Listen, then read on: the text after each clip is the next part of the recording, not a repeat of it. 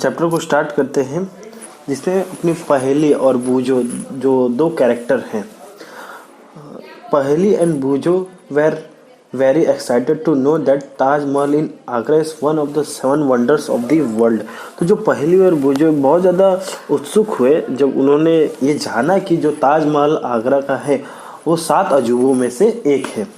But they were disappointed to hear that the beauty of this monument. अब ये कुछ उन्होंने सुना जिसकी वजह से वो बहुत ज़्यादा डिसअपॉइंटेड हो गए कि जो उसकी ब्यूटी है उस पुराने बिल्डिंग की, मॉन्यूमेंट जो ऐतिहासिक बिल्डिंग है, in white marble is being threatened by the air pollution in the area surrounding the Taj. अब जो ताज में एरिया है, ताज के आसपास एरिया जो भी है उसके में जो पॉल्यूशन हो रहा है, उधर जो पॉल्यूशन हो रहा है उसके वजह से ताजमहल पे भी इम्पैक्ट पड़ना स्टार्ट हो रहा है। मान लीजिए वहाँ पे जो भी इंडस्ट्री है उससे क्या हो रहा है, असर पड़ रहा है बिकॉज ऑफ द जो भी इनके इफ्लुएंट निकल रहे हैं, जो भी वेस्ट निकल रहे हैं, अब वो एयर पोल्यूशन द्वारा मेजर है उसमें। They were eager to know if something can be done to control the air and water pollution. तो बहुत ज़्यादा ईगर है, बहुत ज़्यादा उत्सुक है कि कोई ना कोई तो जरिया होगा जिसके द्वारा हम क्या कर सकते हैं, ये एयर एंड वाटर पोल्यूशन जो है मिटा सकते हैं। So we are all aware that our environment is not what if it used to be. तो हमें पता है कि जो पहले एनवायरमेंट था वो अभी नहीं रह गया।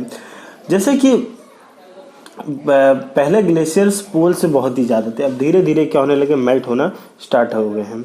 तो our elders talk about the clean water and fresh air that was available in their times. जो हमारे बूढ़े लोग हैं वो बोलते थे कि जब उनका समय था तो पानी बहुत ही शुद्ध आता था और बहुत ही स्वच्छ आता था, तो टेंशन नहीं रहता था।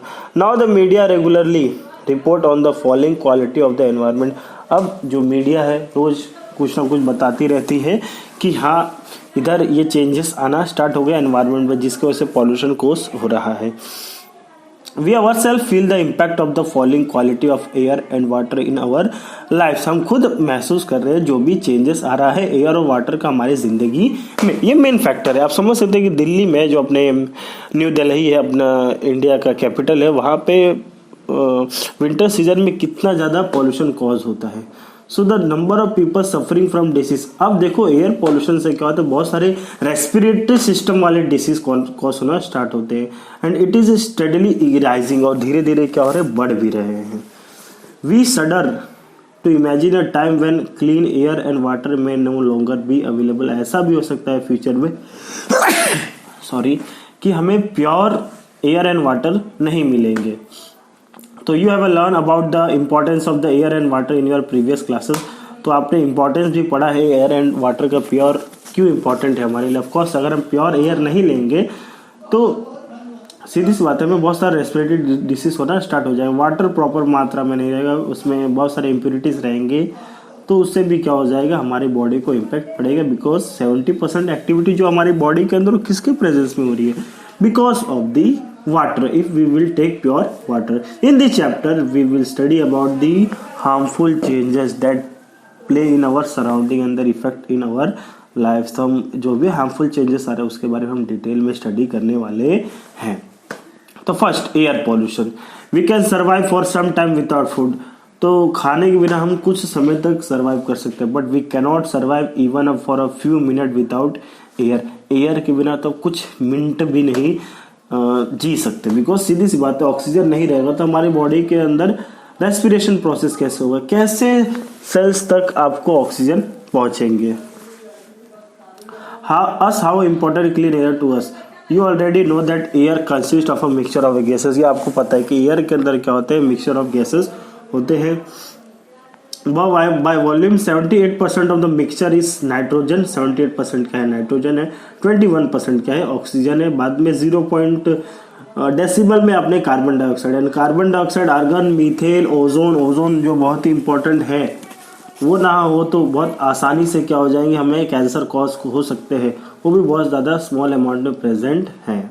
Okay, one of your observation in the above activity could be the difference in the amount of smoke in the atmosphere. तो देखो अलग अलग देश में अलग अलग क्या है, स्मोक है, because of the pollution.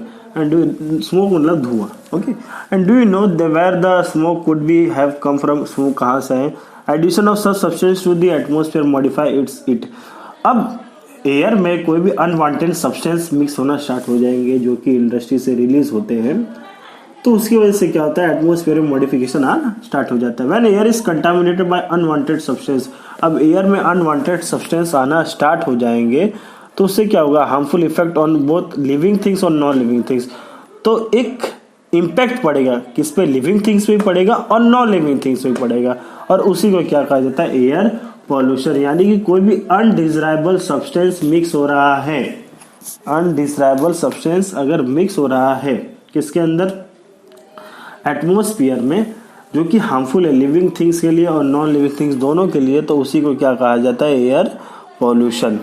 Okay, अब देखो लिविंग थिंग्स में बहुत ज़्यादा मेजर इम्पैक्ट पड़ेगा, आप समझ सकते हैं कि रेस्पिरेटरी डिसीज द्वारा। Okay, so this was all the introduction of today's chapter, and tomorrow we will continue with further. Okay, so thank you for today.